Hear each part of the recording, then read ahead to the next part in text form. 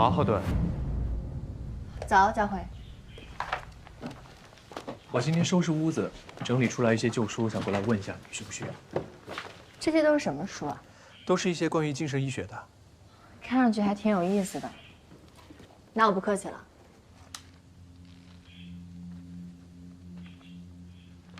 你是在研究双向情感障碍吗？好，我最近在帮我们老师翻译论文，还顺利吗？还可以吧。我去给你倒杯咖啡。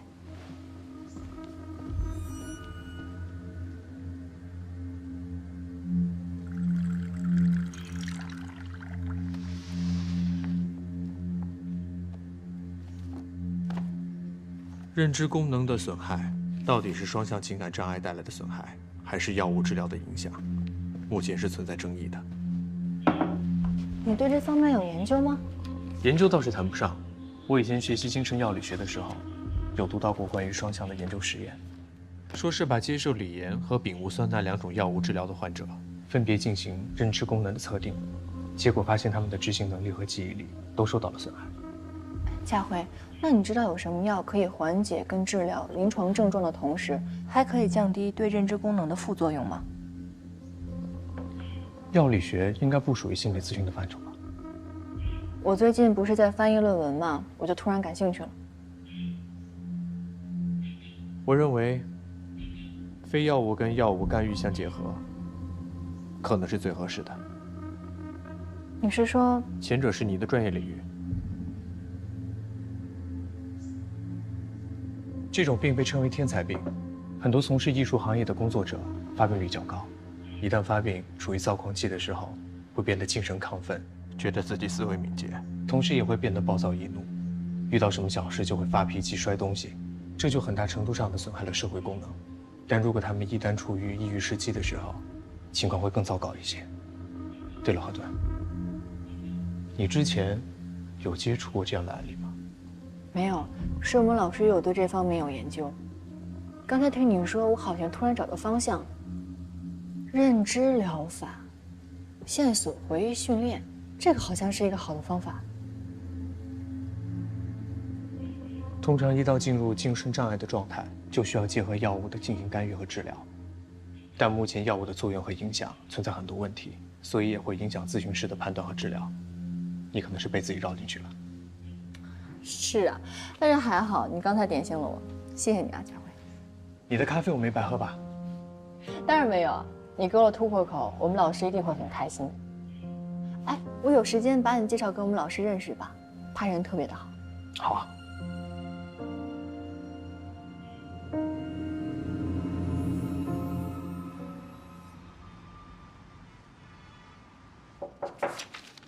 进。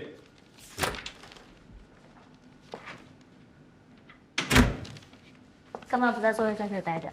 想开会啊？我在开新飞业化前期期的策划案。你们前2天吵架的事情我听说了，知道我怎么想的吗？怎么想的？其实对我来说，任何节目都一样。你想用这个节目赢过王卓，我也可以有漂亮的收听率和关注度，我们各取所需，我觉得挺好的。所以这一次，我支持你。姐，我变卦了。之前东子说我没有想好节目的目标跟定位，这2天我反思了一下，终于知道为什么咱们节目只能卡在第2上不去了。咱们的节目说教性太重，没有用心去感受听众，跟他们互动。每一期节目，我们基本只关注我们要聊什么，而且大多数都是从学术的角度去跟他们探讨怎么解决。我们没有跟进听众，跟进他们是否真的听了我们节目有什么收获，或者他们还需要什么。行，细枝末节的我就不管了，你可以自己搞定。哦对，明天策划会别忘了。好，放心吧。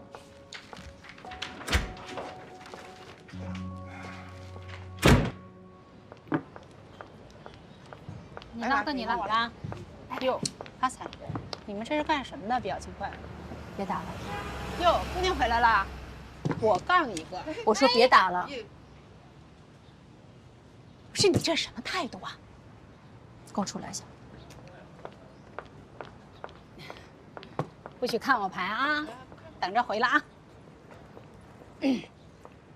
你这孩子咋咋呼呼的干什么呀？啊，这么多人呢，不给你妈留点脸呢？你是不是借高利贷了？你这么严肃干什么呀？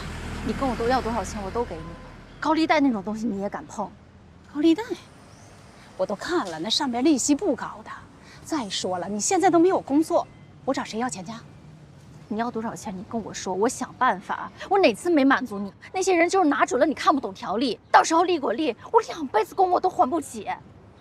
我就借了3万块，哪有你说的那么夸张啊？我这次想办法帮你还上。你答应我以后不再借。你帮妈还啊，帮妈还，真是妈的好闺女。那你答应我？答应答应。妈，曲小红，你能不能让我省点心啊？我这辈子因为你，我没有睡过1天安稳觉。我每天一闭上眼睛，我就会想到小时候，我就怕门外又有人追着讨债。你能把家底都掏空了拿去炒股，你连我爸治病的钱都不放过。是，我是把你爸治病的钱都拿走了，我没有尽到一个妻子的责任。可是我对你呢，我一把屎一把尿把你拉扯大，你现在指着我的鼻子教训我呀？啊！你别忘了，再怎么样我是你妈。你是我妈，你尽过当妈的责任吗？高考那年，我发着高烧还在想办法赚钱替你还债。我发传单晕倒的时候你在哪儿？你记得我第一次来月经是什么时候吗？你不知道，因为你在打牌。是我爸，一个大男人跑去小卖部给我买卫生巾，然后回来一点点教我怎么用。我爸第一次犯心脏病的时候你在哪儿？我给你打了1夜的电话，你都不接，最后是我哭着求邻居帮忙把他送到医院。这个家有你没你有什么区别啊？人家都说有妈的孩子像个宝，我真的觉得我连根草都不是。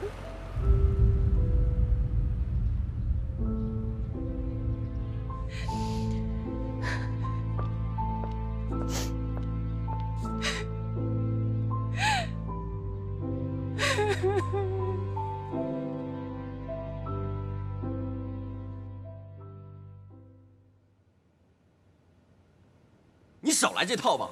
你当初不就看中他有争议、有话题热度，才把他拉进来的吗？你尊重他，你把我放哪儿啊？我看啊，你就是把我们几个人当成你的垫脚石来公报私仇。没错，我做新飞夜话，我找何顿，我做的一切，我就是为了抢回时间访谈。怎么了？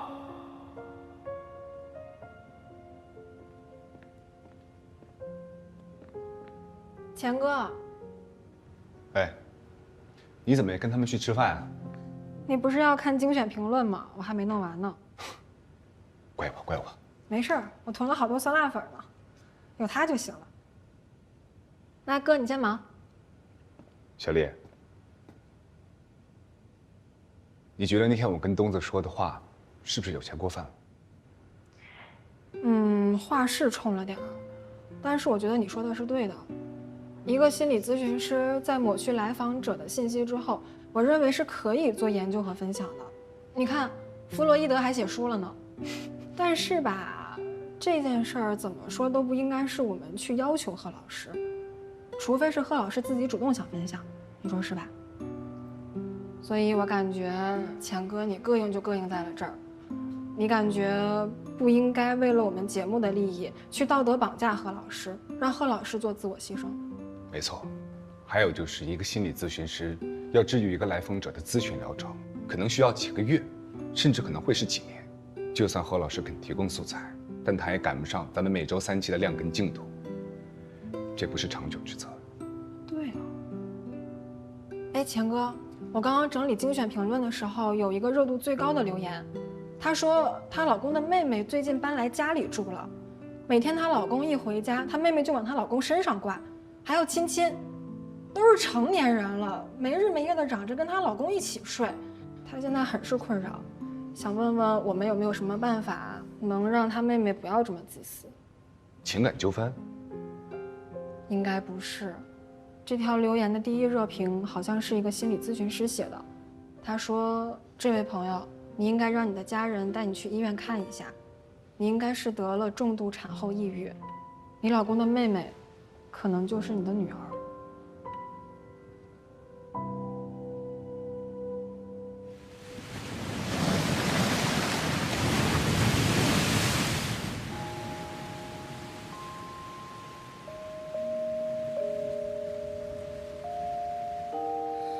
往边上吗？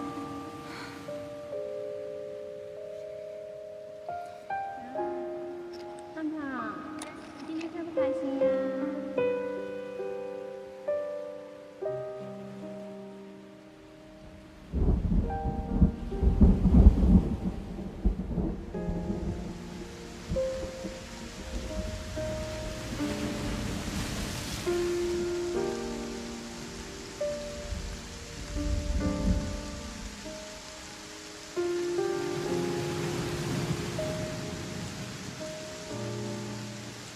人家都说有妈的孩子像个宝，我真的觉得我连根草都不是。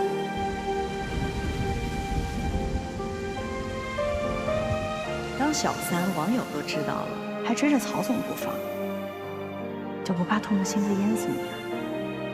穿的这么帅，一看就是不来花的。不要脸！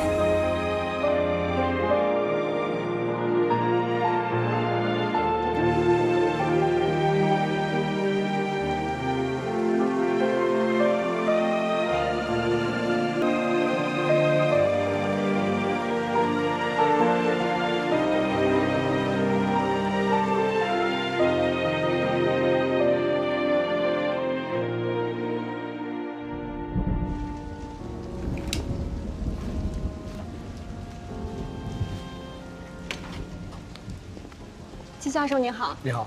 您请坐。哎，没想到你约在这里。这里有什么特别之处吗？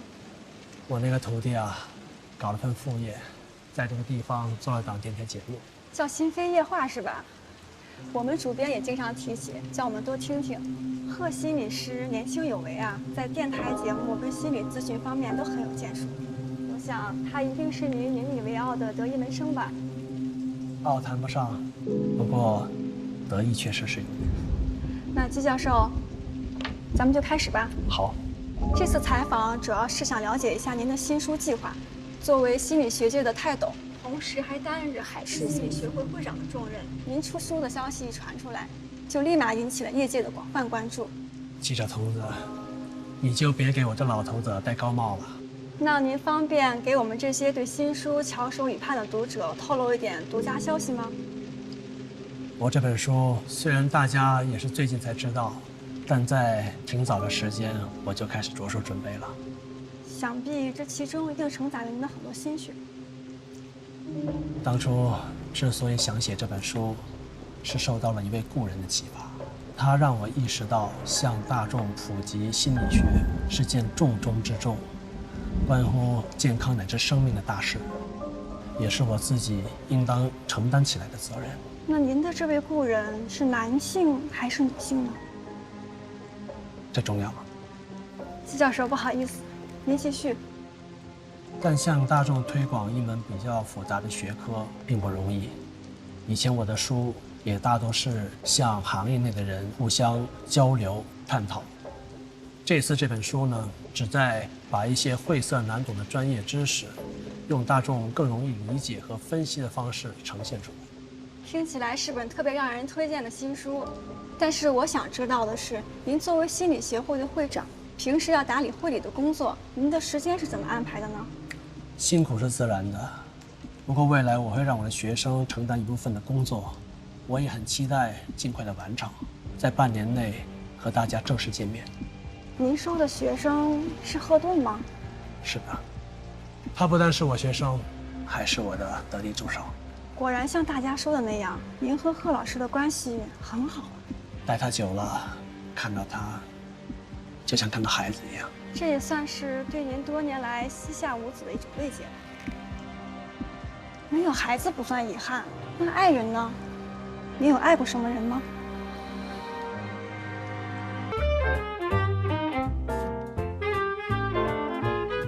你好，欢迎光临，洗头发吗？光临。哎，哥，您是剪头还是洗头发？剪个头。哦，那还得洗一下。您是洗个您是洗一个50的还是80的呀？都行。那给您洗个100的吧，咱们那个进口的护发素。不用，50的就行。好。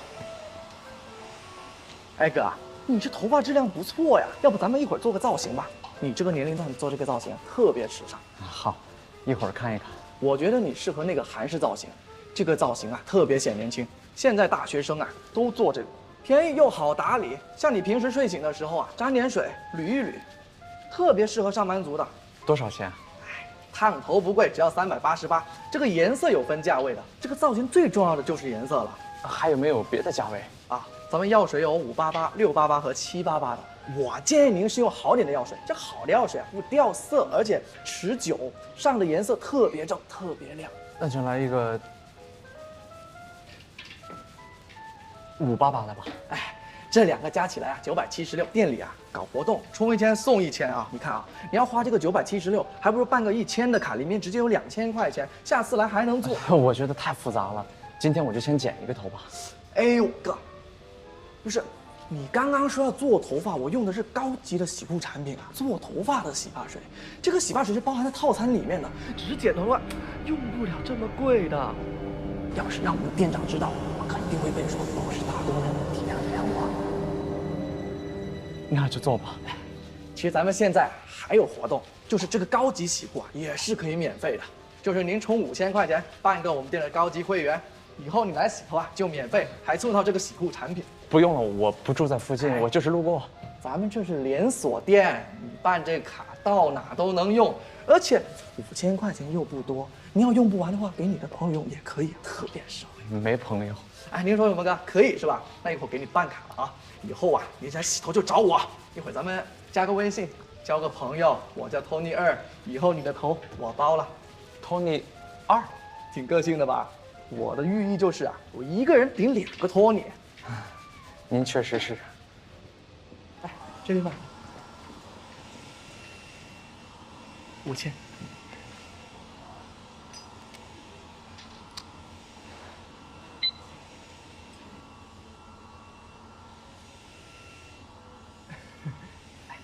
哎，白金会员卡，您的包，来帮您背着。慢走啊，哥，下次还找我啊。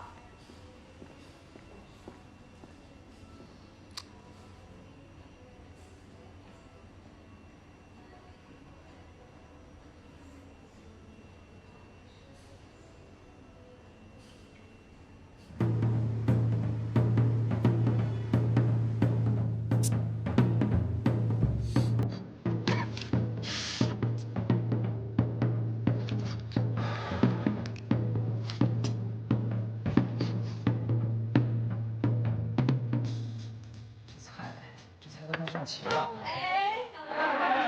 终于来了啊！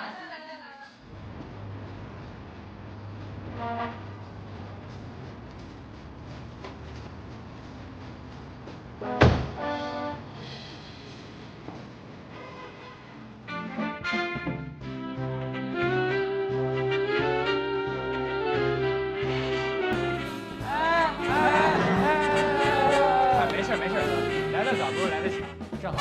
如果不够吃，咱们可以再加。哎，对了，哎，主持人啊，欢迎欢迎，这咱们部的人全部到了吧？对不起，我来晚了。那祝我们公司顺顺利利啊！这红酒还不错吧？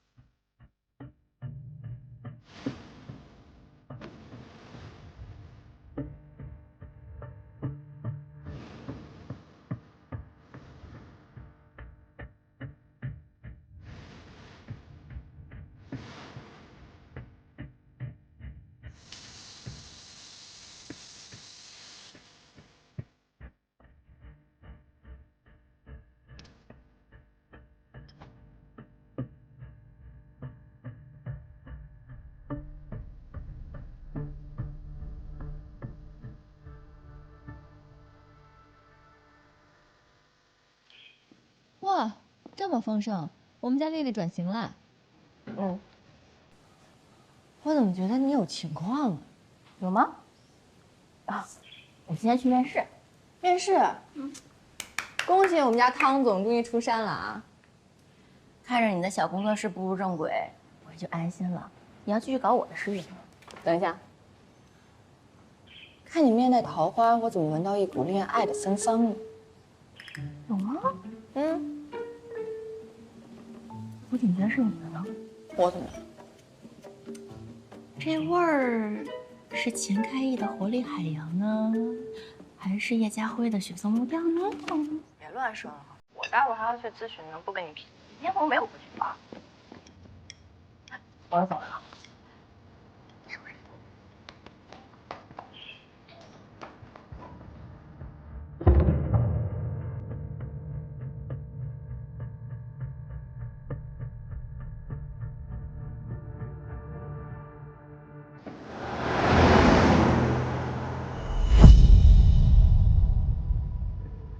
3杯3兄弟，2个7分糖，1个全。你好，先生需要点什么呢？你好，3杯3兄弟，2个7分糖，1个全糖，2杯原味奶茶，都要3分糖，其中1杯去冰，再来1杯红豆奶茶，全糖去冰，谢谢。你好，你的茶一会儿就好，可以在旁边稍等一下。好。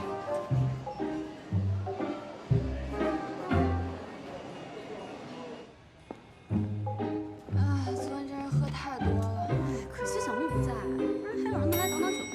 就是啊，哎，他怎么没来？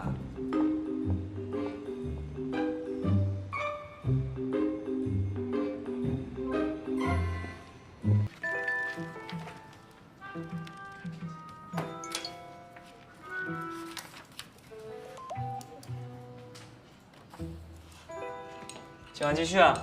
行了，不喝了，不喝了，我这胃啊，吃不消了。哎，今天纯唱歌不喝酒。行，我看行，但是咱今天说好了，谁都不能给我点《秦凤王》啊。可以啊。哎，你想唱什么你就唱啊，那无所谓。那咱今天约几点啊8点半。8点半。你们呢？喂，姥姥，那个我晚上晚点回去，你先跟姥爷先吃吧。啊，不是加班，今晚不是，可能朋友要约我出去。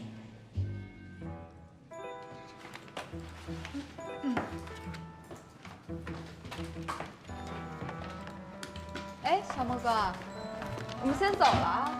小莫哥，我们走了。好，我们走了，明天见啊。明天见。拜拜。玉姐。啊，拜拜，辛苦兄弟啊。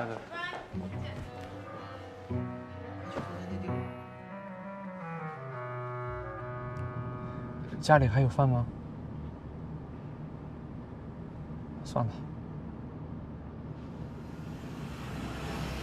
好了，刚才在我们的节目当中啊，我们聊到了家庭关系，家长与孩子之间如何有效沟通，以及家庭职责之间是否应该保持一个合适的距离。小莫哥，小莫哥，你还在公司吗？领导突然让我发策划案给他，我电脑里有文字版，你能帮忙把 PPT 做一下吗？感谢感谢，实在走不开。这里有一个听众朋友啊问到，他说人与人之间的距离分寸应该如何去界定？我觉得不光是在家庭关系当中，其实无论是职场、社会或者学校，我们都需要去理性。我收到了一则留言呢，是一个朋友倾诉了他最近的一个烦恼。说为了与同事之间啊建立好一个好的关系，他经常呢会准备一些早餐给同事们。一开始呢，大家会非常感激，但是久而久之呢，大家习惯了他的这个好。我们并不必要为了和谐而时刻保持通情达理，我们需要具备的是偶尔有度量欣然承认，在某些方面我们可能会不那么坚强。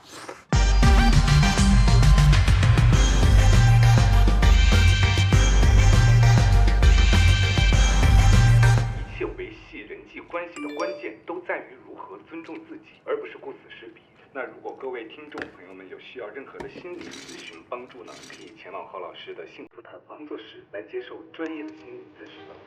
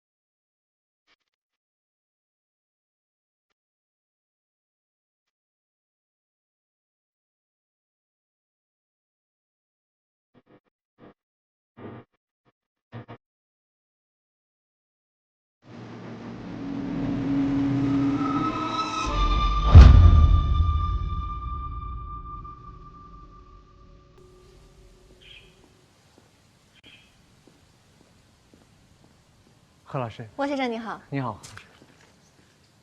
请进吧。谢谢。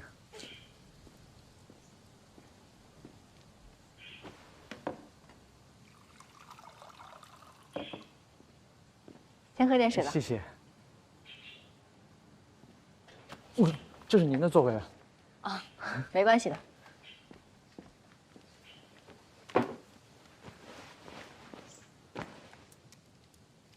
莫先生，请你看一下这个。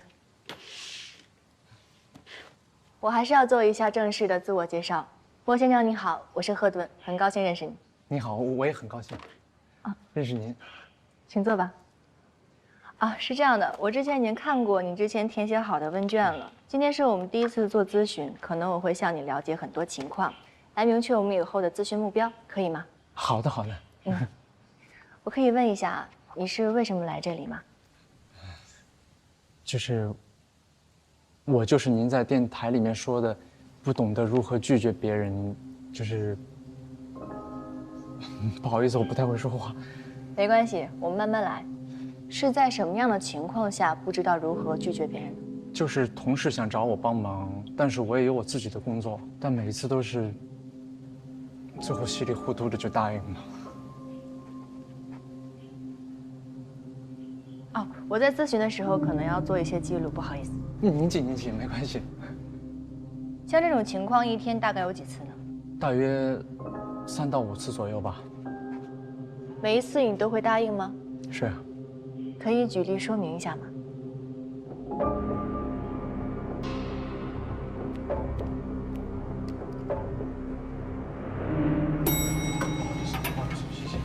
不好意思。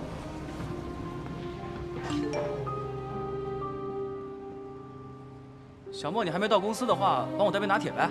哎，我要卡布奇诺。大杯美式去冰。我那边要特制的。你当时内心的想法是什么？我想我得快点去。快点去是你最终的决定，在你决定前有没有别的想法？其实我也不太想去。明白。其实你内心对这件事，还是让你觉得有苦衷，很为难。因为那天下了大雨，我全身淋湿了，好不容易赶到公司，他们突然让我去买咖啡。小莫，你还没到公司的话，帮我带杯拿铁呗。哎，我要卡布奇诺。大杯美式去冰。我那边要特制的。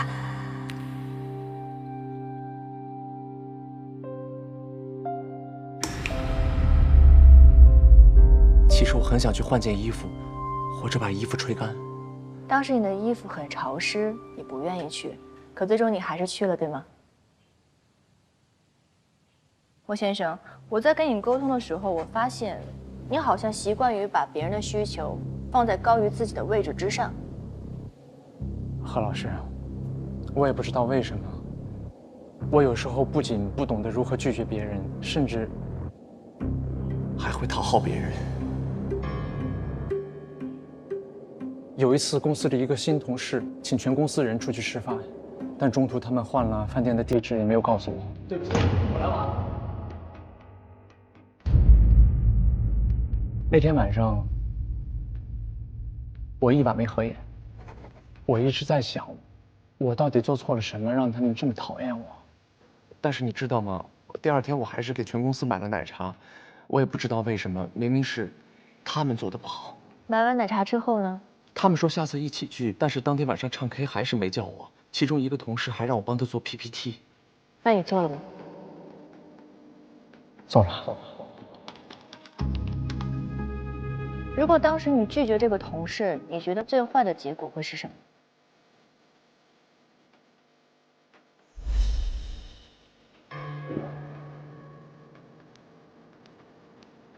没关系，莫先生，我们来放松一下，做一个简单的游戏，如何？好。需要我做什么？不用担心怎么做，你只需要把我当成那个经常找你帮忙的同事就可以。他的性格大概是什么样的？可以告诉我吗？他的能力很强，领导很赏识他，所以给他安排了很多工作，但有很多内容是我帮他写的。明白，请你现在尽力把我想象成他，来进行一次对话，好吗？我尽力。小莫，你现在有空吗？